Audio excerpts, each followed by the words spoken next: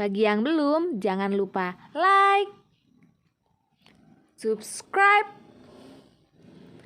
dan hidupkan tanda loncengnya. Hai, selamat berjumpa kembali di pertemuan kita berikutnya. Oke, apa kabar? Sehat? Bagus. Semoga semuanya sehat-sehat. Oke, maka pada pertemuan kali ini kita akan membahas lautan penyangga. Maka sebelum kita ke lautan penyangga, Ibu akan jelaskan sedikit dulu mengenai penggaraman, ya, mengenai penggaraman. Berarti garam. Apa itu garam? Garam itu adalah gabungan atau senyawa dari ion logam dari basa dengan ion sisa asam. Ion logam dari basa dengan ion sisa asam. Atau rumus umumnya, ini hanya salah satu ya penggaraman yang kita bahas. Asam tambah basa itu akan menghasilkan garam tambah air tambah H2O. Jadi misalnya asamnya itu atau ya berapa ya? Asamnya itu HCl, basanya NaOH. Maka garam ini adalah ion logam dari basa dengan ion sisa asam. Ini sisa asamnya, H itu penunjuk asamnya. Ini logamnya, ini hidroksidanya. Jadi logam dari basa. Berarti Na dengan Cl tambah H2O. Inilah garam dapur yang kita makan sehari-hari. Oke? Maka kalau sudah tahu apa itu garam, nanti lautan penyangga ini karena ada hubungannya dengan penggaraman. Maka ini jika asam dengan basa kita reaksikan, ada kemungkinannya 4 yang terjadi. Misalnya, jika asam kuat direaksikan dengan basa kuat, ini garam yang dihasilkan adalah garam yang bersifat netral.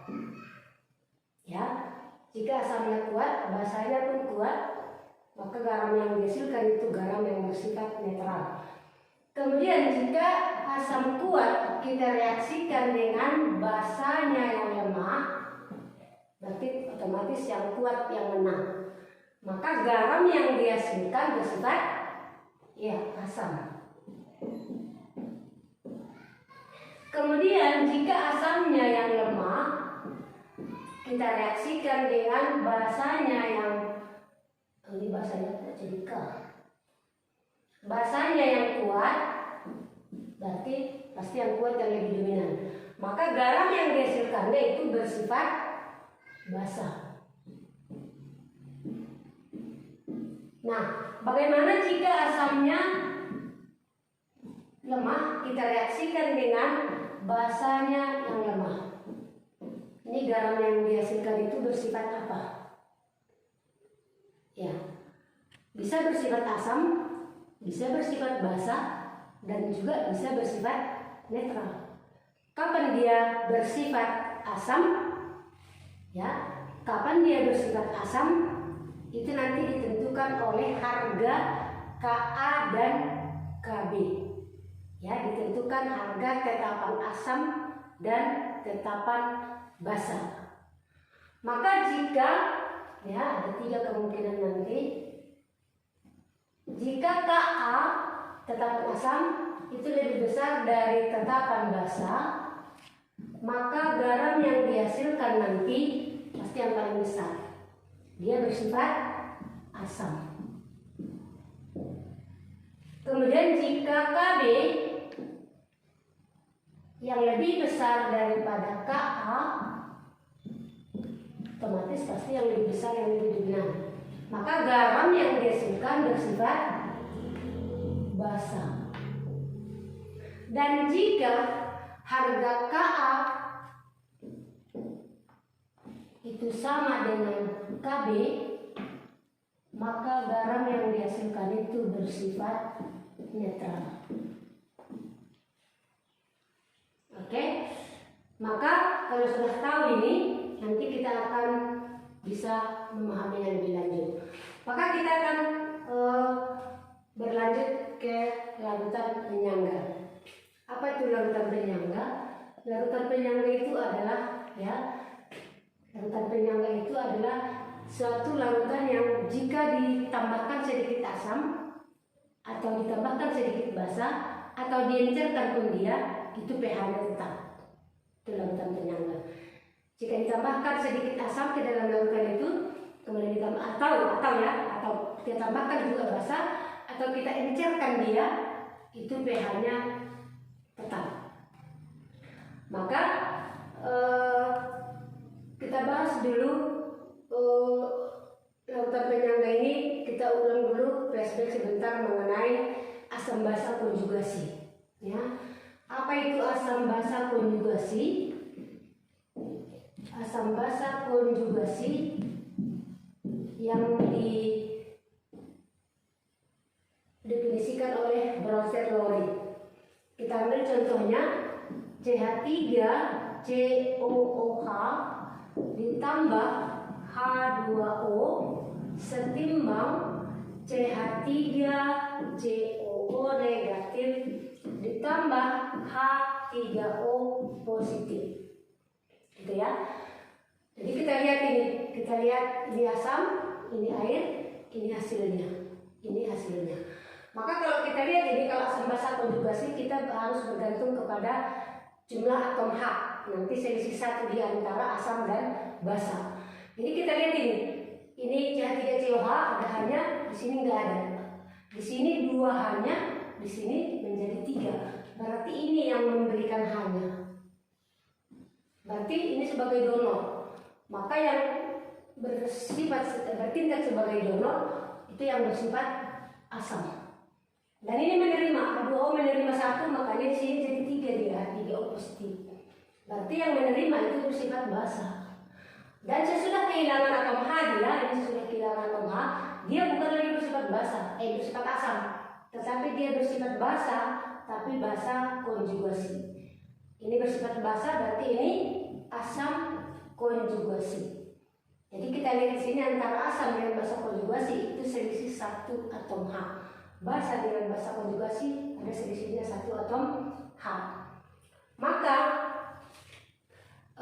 kalau kita ambil contohnya CH3COONA itu teriorisasi menjadi, tulis saja ya, CH3COONA kita ionisasikan menjadi CH3COO negatif ditambah Na positif. Maka di sini CH3COO negatif itu nanti yang merupakan larutan penyangga.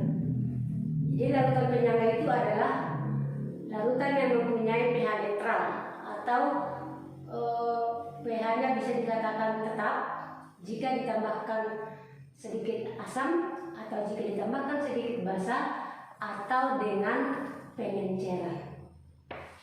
Oke, bisa kan? Nanti ini berasal dari sini garam tadi. Baiklah, kita lanjutkan ya. Larutan penyangga ini ada 2 atau terbagi 2 golongan. Yang pertama ya, larutan yang berasal dari asam lemah dengan basa kuat. Asam lemah dengan basa kuat atau asam lemah dengan garamnya. Nanti kita bisa mengambil asam konjugasi atau basa konjugasi itu dari garamnya ini. Contohnya karena asam lemah, asam cuka CH3COOH kita reaksikan dengan basa kuat dia, misalnya NaOH, maka akan menghasilkan NaCH3COO ditambah H2O atau CH3COONA tambah H2O, sama itu. Maka nanti yang kita ambil nanti larutan penyangga itu adalah dari sini. Maka ini kita ionisasikan menjadi Na positif ditambah CH3COO negatif. Inilah nanti bahasa konjugasinya yang dipakai untuk perhitungan pH. Nah, di mana garamnya ini nanti? Contohnya ya, ini bahasa konjugasi. Contoh garamnya ini, misalnya garam yang mengandung asetat, ya. Garam yang mengandung asetat misalnya CH3COONA atau CH3COOK atau CH3COO 2 kali Ba atau barium asetat dan lain-lain. Kemudian yang kedua itu zat yang berasal dari basa lemah dengan asam kuat atau basa lemah dengan garamnya. Nanti dari garamnya ini kita bisa memperoleh asam konjugasi, kalau ini basa konjugasi. Ya. Contohnya, apalagi kita bercontohnya ya, NH4OH ditambah asam kuatnya HCl, maka menghasilkan NH4Cl ditambah H2O. Maka ini yang diionkan supaya dapat nanti asam konjugasinya. Ya, maka ini kita ionkan menjadi NH4 positif ditambah Cl negatif. Maka ini disebut dengan asam konjugasi. Asam konjugasi. Nah, garamnya ini nanti garam yang sering dipakai supaya dapat nanti asam konjugasinya yang mengandung amonium, misalnya ini 6,4Cl, kemudian atau bisa juga dari amonium sulfat. Amonium sulfat atau NH4 2 kali SO4. Nanti ini dia sebagai, kalau ini kita ionkan misalnya NH4 positif ditambah SO4 2 negatif. Kenapa ini 2 negatif? Karena dia mengikat 2 amonium. Jadi jumlah amonium di sini berapa? 2, maka buat di sini 2. 2 kali 1 jumlah positifnya 2, 1 kali 2 jumlah negatifnya 2. Kita masuk ke perhitungan pH. Perhitungan pH. Larutan penyangga atau sering juga disebut itu larutan buffer ya. Bukan bawa perasaan ya. Buffer itu larutan penyangga. Jadi kita masih ingat kalau dia senyawa single untuk menghitung pH-nya itu pH sama dengan min logaritma H konsentrasi H positif. Masih ingat kan? Nah, maka di sini pun di penyangga itu sudah penambahan asam atau basa, karena sebelumnya kita hanya mencari pH khusus asam, mencari pH khusus basa. Kalau di sini nanti sudah campuran asam dengan basa. Nah, berarti untuk mencari pH-nya kita harus tahu juga apa rumus mencari konsentrasi ion H positifnya. Maka untuk mencari pH-nya nanti rumus konsentrasi H positifnya nanti diingat ya, dihafal. Karena tadi asam lemah dengan garamnya atau basa lemah dengan garamnya, berarti kalau yang lemah-lemah ada harga tetapannya. Maka mencari konsentrasi H positif itu adalah Ka dikali konsentrasi asam per N dikali konsentrasi garam. Ingat ya, Ini konsentrasi berarti dalam satuan molar karena dia tanda kurung. Molar itu mol per liter atau milimol per mililiter. Ingat. Atau nanti boleh juga nanti mencari H positifnya ini. Kalau volumenya sama, itu H positif nanti tergantung soalnya. Kalau volumenya sama, H positif sama dengan tetapan asam dikali mol asam per N kali mol garam. Apa itu N? N ini adalah jumlah ion. Jumlah ion dari senyawa tersebut. Atau kita sebut aja jumlah anion ya. Kalau anion berarti yang bermuatan negatif. Jumlah anion atau bermuatan negatif. Bermuatan negatif. Berarti nanti kalau kita menionisasi ada di situ zat yang mempunyai muatan negatif, itulah anionnya. Jumlahnya itulah nanti yang dilihat. Contohnya, ya kita ambil contoh dulu CH3COO-Na. Kita ionisasikan CH3COO negatif ditambah Na positif. Yang mana anionnya? Yang bermuatan negatif berarti ini. Berapa jumlah anion ini di sini? Di sini melihat jumlahnya ya. Karena satu nggak pernah ditulis berarti ini satu. Maka ini N-nya sama dengan 1. Jumlah anionnya 1. Kalau misalnya CH3 COO 2 kali COO 2 kali Ba atau bahan asetat, kita ionisasikan menjadi CH3 COO negatif ditambah Ba. Berapa muatannya? Muatan Ba itu adalah banyaknya asetat ini yang diikat 2, berarti dia 2 positif. Supaya sama jumlah muatannya, maka lihat berapa di sini jumlah asetat. Berapa jumlah asetat? 2, maka buat di sini 2. Berapa? Mana yang bermuatan negatif? Itulah anion.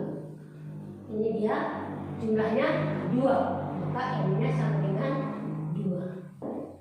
Nanti kalau satunya N-nya nanti kita nggak usah menggunakan N pun nggak apa-apa. Tapi harus tahu bahwa harus kalau nanti jumlah anionnya lebih dari 1 harus kita menggunakan N. Nah, untuk basa, berarti kalau dia basa yang ada ion OH, nggak ada H positif di situ. Berarti yang kita cari POH. Itu sama dengan min logaritma konsentrasi OH negatif. Ini kan untuk basa. Ini contohnya NaOH. Ionisasi menjadi Na positif tambah OH negatif. Berarti ada OH-nya, itu basa. Jadi gampang aja tinggal mengganti. Kalau tadi yang kedua tadi basa lemah dengan garamnya, berarti basa lemah itu ada harga Kb-nya, ini Ka. Tapi kalau Kb dia bukan H positif, melainkan OH negatif. Maka rumus, karena ini yang mau kita cari, harus dapat dulu nanti berapa harganya, baru bisa kita cari POH. OH negatif sama dengan tetapan basa. Di sini Ka, ini Kb dikali konsentrasi. Karena kita berbicara mengenai basa, berarti di sini basa, tapi di sini sama N kali konsentrasi garam. Atau jika volumenya sama, rumusnya nanti bisa juga Ka dikali mol asam per N kali mol basa per N kali mol basa. Itu rumusnya.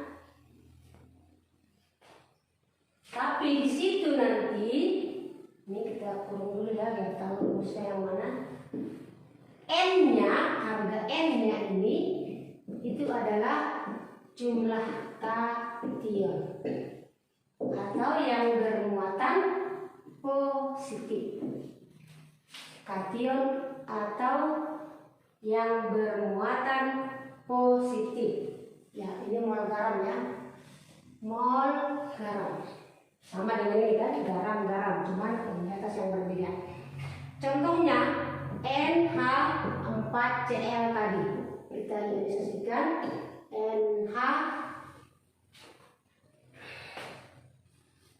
NH4 positif tambah Cl negatif. Berarti yang bermuatan positif yang mana ini? Berapa jumlahnya? Jangan kau itu satu-satu. Ini amonium. Berarti N-nya sama dengan 1. Yang dua yang mana, Bu? Oke, yang dua kita buat amonium sulfat. NH4 2 kali SO4 diionkan menjadi NH4 positif tambah SO4. Berapa muatannya? Karena SO4 ini mengikat 2 amonium, maka dia 2 negatif. Supaya sama jumlahnya, lihat berapa di sini jumlah amonium. 2 kali kan berarti 2. Berapa jumlah ionnya? Kationnya di kation. Berarti N-nya sama dengan 2. Oke, sekian pertemuan kita kali ini. Semoga bermanfaat dan bisa dipahami. Terima kasih.